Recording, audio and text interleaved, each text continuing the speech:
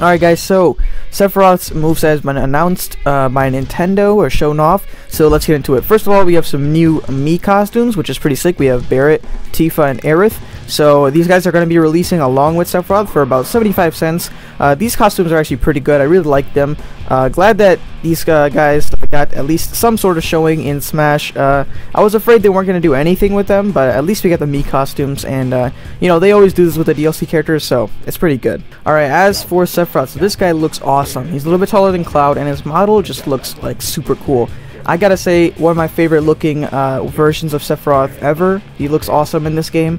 So as for his special variations, he basically has the one where he's shirtless. We saw this a little bit earlier. This is from his final battle in Final Fantasy VII, so that's actually really cool. Got a nice nod and a few of his taunts. He also has this winged form. Basically, whenever he's in danger, if he's taking too much damage or he's actually low on stocks, he will take on this winged form, and it increases his strength.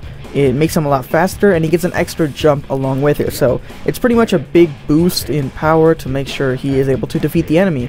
And it's pretty good, and also he has super armor on all his smash attacks. So this basically means that any smash attack he does, you will not be able to knock him back, but he will take damage. As for its attacks, we have a neutral attack, which is pretty fast. His dash attack, which kind of looks like Ganondorf's. Basically, he goes forward and pretty much hits the enemy. Side tilt, just a long slash, and he can actually move where it goes. You can tilt it around.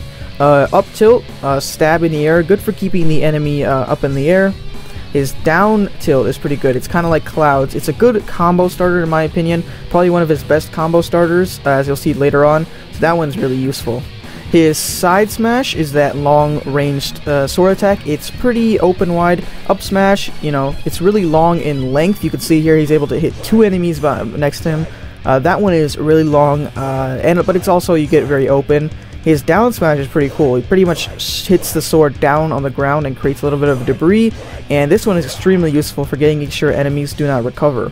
His neutral attack is kind of like Mewtwo's in my opinion. Basically, if he jumps up, it kind of creates a little bit of a barrier around him, and he's able to hit the opponent. Very, very useful for in-air. Good combos there.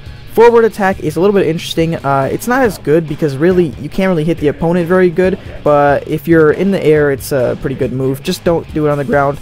And he can also wall jump using it, so he's able to get back on the stage. His back air is a little bit better than his forward air. It has longer range and it's a lot more powerful. However, it does take longer, so meaning you're a lot more open if you miss. Up air is kind of like his up smash, although it is a little bit faster and has a longer, wider range. You can see the comparison here.